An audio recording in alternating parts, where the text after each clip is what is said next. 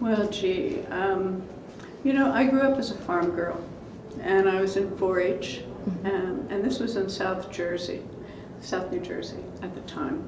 And what happened was that I just got interested in food. I mean, I became a food person. My mother was a great cook. We would do canning and freezing all summer long. But then my father got sick with heart disease. And my mother was very overweight. And so as part of the 4-H and learning about, you know, nutrition as part of health, I thought, you know, at age, what, 10, 12, something, gee, why don't I get more interested in this? Because I like to be on the farm. I like to see things grow and feel the sun and the sand and everything in my feet. So that's how it started. And then I went through high school and really loved biology and all that stuff. Got to Penn State and went into food science major. And at one point, my advisor said to me, she said, is this what you really want to do, Harriet? I mean, I got a couple of C's or something. And I said, well, you know, it's kind of boring. I'd really like to do more work with people and not be in these lab courses all the time. And so that's when she said, well, I think that dietetics is more for you than food science. And so that's how I switched. And, you know, and it goes on from there. So I did my bachelor's degree at Penn State, got married in the process, had a baby. Decided a few years later, I worked as a dietitian for a while. A few years later, we moved out to Oregon, and my husband went into grad school out there. And I was working as a dietitian, but then decided I wanted to go back to grad school. So I went to Oregon State and worked some really fine people at Oregon State, Lorraine Miller and some other professors there. Took some more time out, and then by that time it was second husband time for me. And just decided to apply at UC Berkeley. And once I got to UC Berkeley, then it was just, you know, nutrition was for me, and I was ready to do as best I could and make a difference in the world with that kind of work, but with a food focus, because I really am a food person.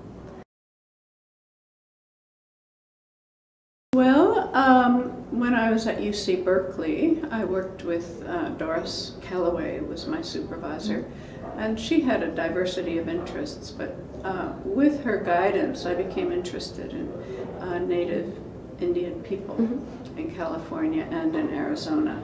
And so that started my doctoral studies. First into food, looking at lead and strontium in the environment of that desert area in Arizona.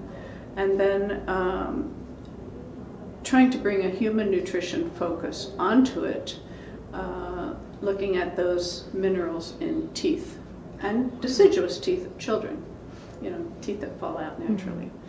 So that was part of my PhD project. And along the way, Shelley Margan, who was Doris Calloway's colleague in the department, said, well, you know, Harriet, we should get some archaeological samples from that area and see what teeth were like back in history, you know, back 1400, 1400, something like that. So he had some connections to Boston, to the Peabody Museum, and was able to get some of those archaeological samples. It's probably not very legal to do those kinds of things anymore for Native people. But that work really did get me thinking a lot about how indigenous people's food systems were extremely healthy before they started eating a lot of the industrial food that they can buy for the little amounts of money that they have. And so that work, then my doctoral work, led me to apply for a position at the University of British Columbia, and then I went into more native work, traditional food system work and health, and using the local foods and their nutrient composition, because that's how I got into the lab science of it all, as a platform for educating people about the great cultural resources that they have. And then because we know that our native populations in North America, and I learned in many parts of the world, are amongst the most disadvantaged, the poorest health, the least cared for. But if they can be self-determining and use their own local food systems to improve their health, they'll be much better off. So that's where I decided to set my goals. It was wonderful that Doris gave me a lot of freedom, because I thought, well, gee, you know, if the local foods today have these kind of minerals, and the teeth then did, and I was able to get some deciduous teeth from the school children on the reservation. But then taking the food samples and getting them to the lab and doing trace element analysis, learned a lot about that. But also, you know, well, maybe it's the pottery. We hear that there's lead glazes in the pottery, so I got some pottery samples and the water samples and the soil samples. It was really a lot of fun trying to be a detective. When I got into the academic world, I moved very quickly from assistant professor to associate professor. I mean, more or less a normal pace.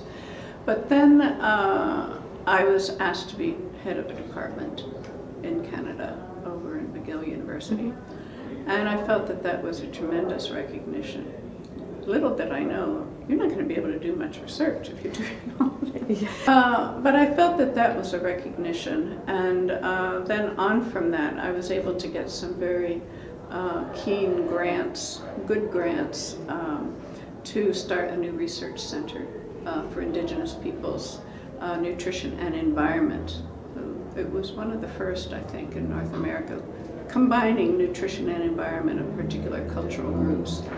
So that was a recognition, and then I became a fellow of ASN, of course, which is a wonderful recognition. I became a fellow of the International Union of Nutritional Sciences, and I received an award from the Circumpolar Institute, the International Circumpolar Institute, for the work that I did in Arctic Canada, which was after I got to McGill and started things up at the new center, looking at benefits and risks of the contaminants and the nutrient benefits of those wildlife foods, essentially.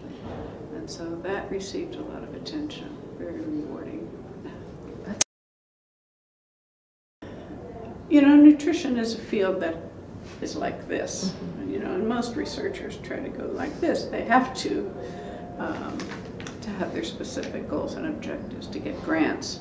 But I feel that there's going to be more coming together and more interdisciplinary, overlapping, to understand all of the forces, all of the factors that go into determining what our food supply is, and the factors that can be manipulated so that we can get better food supply. Like, one of the interesting research things that happened is in Mexico, and the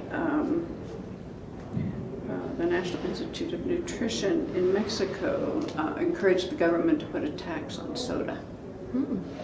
And then they've just implemented it within the last year or so. And the research potential around that is phenomenal. I mean, looking at how you can improve health with very simple measures to try and encourage people to eat better. Drink water, not pop. I mean, if you have clean water and can clean the water, I mean, new filtering systems, all those kind of ways to get fresh, clean water without having to pay an arm and a leg for it. So I think that that is one way, but really very much the overlapping principles of sociology, anthropology, environmental sciences, and all of the physiological sciences that we have, that we know about in ASN. They have to be, people have to talk to each other. And I think that's one of the ways, and ASN is very important and has been doing that actually. So I'm happy about that, and I see that as a way that we're going to be doing more and better things. But we're going to have different foods. We need the research to figure out what those good foods are going to be. talk to your advisor, maintain your friendships with colleagues, because they will be with you for the rest of your career. I can't believe how my first colleagues at UC Berkeley, I still meet them at these meetings 30 years later. That's one thing, and most important, you have to keep an open mind. You know, you have to think about the outsides of what you're looking at and what could be making those differences. Keep an open mind. And don't forget that you have to share your findings. I mean, you just can't do research and say, well, I have my PhD, that's it, goodbye. But you have to tell the world what you found, because that's what moves things forward.